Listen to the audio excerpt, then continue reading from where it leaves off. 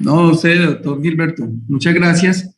Eh, Obviamente yo solamente lanzo 5 propuestas, pero para abordar una reforma de la justicia completa, pues se requiere más ideas. Por ejemplo, esto de cómo elegir los magistrados para evitar esa puerta giratoria que siempre ha existido. Yo te elijo, tú me eliges, yo te tapo, tú me tapas. Correcto. Y bienvenidos sus opiniones y ojalá podamos, todo el país, hemos estado hablando de cómo tabular toda esa información que va a llegar para que esos candidatos a la presidencia puedan firmar y nosotros, los candidatos al Congreso, podamos firmar también ese acuerdo programático para que el país tenga el rumbo y sepa que está eligiendo personas que están sujetas a un programa y por eso bienvenidas a sus ideas. Gustavo, entonces sobre la reforma de la justicia. Pues mira, digamos que el pacto histórico debe tener unos ejes pactados, porque por eso se llama así, ejes fundamentales. Por eso se llama también histórico. Pacto es acordar, es tratar, ponerse de acuerdo. No simplemente mencionar, sino ponerse de acuerdo entre fuerzas diferentes. ¿Alrededor de qué? De unos ejes que se consideran históricos. ¿Por qué? Porque hay que cambiar una fase de la historia de Colombia. No es simplemente un cambio de gobierno, como los tantos que ha habido, eso es lo de menos. No, es un cambio de fase de historia.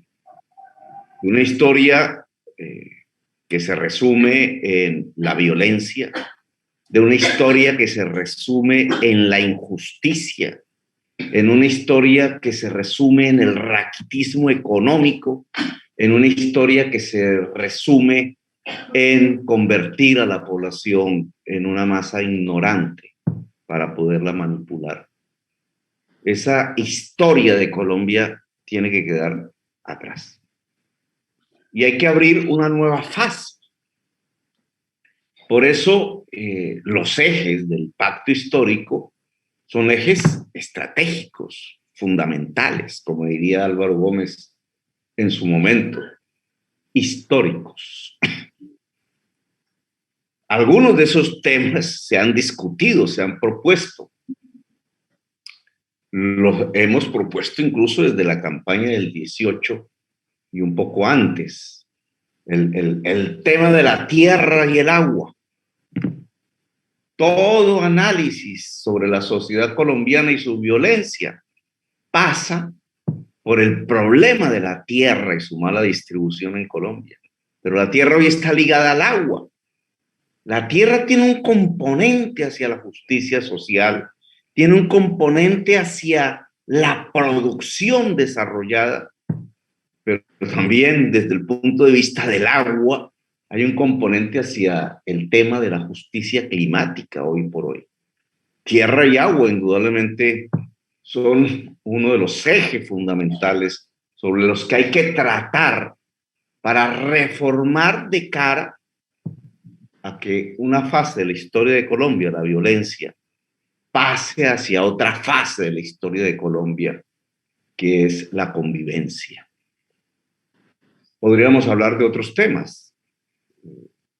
Y cuando hablamos de la educación, que sintetizamos en el concepto de la sociedad del conocimiento, que no se puede lograr en un año, que implica una generación y que puede comenzar solo si la actual juventud tiene acceso sin barreras a la educación superior. Indudablemente, la sociedad de conocimiento es un objetivo que permite que la sociedad colombiana salga de la ignorancia manipulada y pase a constituirse en vanguardia de la humanidad.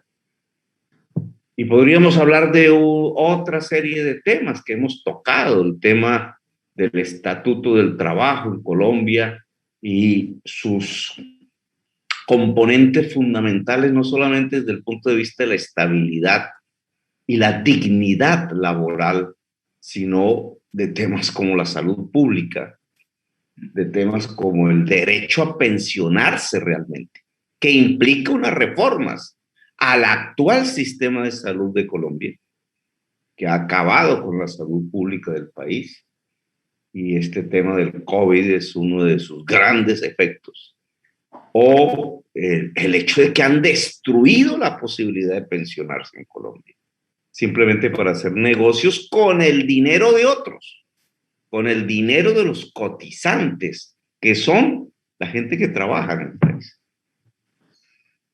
Bolívar ha tocado uno de los ejes estratégicos, la justicia. Yo no entraría en este momento al laberinto sobre la selección, las formas de selección de una serie de organismos, de directores de organismos que son fundamentales dentro de la justicia, como la fiscalía, por ejemplo. Creo que el criterio general que expresa la columna de Gustavo es la de independizarla del poder político, del Congreso de la República. Y creo que la valoración que hoy podríamos hacer de esa politización que ha existido es negativa. Indudablemente tenemos una justicia política, no ciudadana. Tengo mi inquietud ahí, que voy a dejar simplemente consignada, y es que la justicia no puede ser un poder autorreferenciado sin un correlato de control ciudadano, si es que estamos en una democracia. Es decir, el control ciudadano, y hay que establecer el mecanismo que hizo la Constitución del 91, que fuese el Congreso. Pero obviamente tenemos un Congreso pervertido, que no es ciudadano, es mafioso. Entonces falló el mecanismo de basamento popular de la justicia. Pero si no es el Congreso, ¿qué es? Porque podemos caer en un poder judicial sin referente ciudadano, sin control ciudadano, lo cual no es democrático. Y creo que ahí hay un tema que debemos profundizar. Otros elementos que me parecen fundamentales de la reforma y que no alcanzo a ver reflejados en la columna es que al final lo que le interesa a la ciudadanía es que tenga justicia. Justicia no solamente en el término amplio, una sociedad justa, sino en el término del servicio público, que haya acceso al poder judicial, que haya justicia. Colombia no tiene justicia. La justicia colombiana, en lo civil, por ejemplo, está muy ligada a resolverle los problemas de deudas a los bancos. Es una justicia para el banquero, pero no para la ciudadanía. En el tema penal, que quizás es el más visible, pues lo que tenemos es una justicia que actúa contra campesinos, cultivadores de hoja de coca y de marihuana, contra jíbaros que llaman de los barrios, generalmente juveniles, y las cárceles se han llenado de eso, de campesinos y de jíbaros, mientras los grandes delincuentes del país, los exportadores de cocaína, los lavadores de esa exportación de cocaína, no están en las cárceles, están en el poder político. Entonces, tenemos una justicia, digamos, que no llega a las necesidades de la ciudad. Uno podría decir, para que la justicia llegue a la ciudadanía, tienen que haber más jueces, tienen que haber más fiscales, en el caso del campo penal. Tiene que haber más dinero, por tanto. Tiene que haber más autonomía del Poder Judicial. Tiene que haber más poder judicial. Y creo que esos elementos son los ejes fundamentales de una reforma a la justicia. Cuando los gobiernos, y el de Duque ha presentado varias reformas de ministras que han fracasado completamente en ese terreno. Recuerdo una que presentó cuando llegué al Congreso, una reforma, y eran simplemente artificios para establecer quién tenía el poder para manejar el presupuesto del Poder Judicial. Y en eso se centraba la reforma. Cómo quitarle a unos y cómo cogerlo a otros y cómo lograr que la presidencia tuviera más poder dentro del manejo administrativo de la justicia, etcétera. Pero no el problema fundamental. El problema fundamental no es realmente quién maneja los dineros de la justicia, que los debe manejar el Poder Judicial.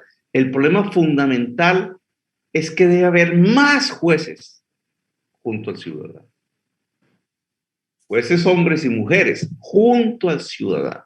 Donde está el ciudadano, tiene que estar el servicio público de la justicia. Y eso implica un gran esfuerzo financiero. Eso implica un gran esfuerzo de autonomía judicial. Eso implica un gran control ciudadano sobre el juez. Y creo que estos elementos nos pondrían en otro terreno. Dejo ahí porque este es un tema indudablemente de pacto histórico. ¿Cuál es la justicia que Colombia necesita? No solamente en términos generales, una sociedad más justa, sino en términos del servicio público. ¿Cómo se le garantiza a la ciudadanía que pueda obtener justicia? Gracias, tocayo. Bueno, listo. Bueno, entonces, mis comentarios finales antes de pasar a la columna de Gustavo, es que efectivamente lo que uno siente, digamos, la percepción del ciudadano es que la justicia no funciona sino para los de abajo. Esto es una cosa que la sabemos hace muchos años, lo vienen repitiendo desde los abuelos. La justicia para los de Ruana. Es como que ¿cómo hacemos para que el poderoso tema a la justicia hoy no le teme porque sencillamente o con dinero o con poder o con contratos o con acuerdos pues se zafa de sus responsabilidades? ¿Y cómo hacemos para que como funciona en otros países, la justicia sea respetable? Que uno diga, las posibilidades de cometer un delito y ser sorprendido son muchas. Hoy, por ejemplo, los niveles de impunidad son del 95%. Es decir, que de cada 100 delitos se castigan 5. Entonces, el delincuente de arriba o de abajo, ahí sí, pues sabe que tiene muchas posibilidades de salir airoso en su empresa criminal o en el delito que vaya a cometer. Y ahí es donde comparto con Gustavo esto último, que tenemos que atacar. Se necesitan muchos jueces y muy honestos, y se necesita que la justicia recupere su valor y su respetabilidad, para que la gente le dé miedo venir. ¿Por qué el colombiano cuando llega, aquí vamos a hablar un poquito de autoridad, pero por qué el colombiano cuando llega a Estados Unidos maneja como un angelito, respeta todas las señales de tránsito, maneja la velocidad que le dicen las señales, no se cruza los semáforos, no se salta las colas en los giros, porque allá funciona? Allá la gente sabe que hay la sanción. Aquí todo lo contrario. Ese mismo colombiano llega a saltarse la fila, pasarse en rojo, a excederse en la velocidad, etc. Así es con la justicia. Aquí no tememos a la justicia. Hasta que esa justicia no respete, no recupere su respetabilidad, pues seguramente, y por eso Gustavo dice, este es uno de los ejes transversales del pacto histórico, pues no vamos a tener ese país justo que todos soñamos.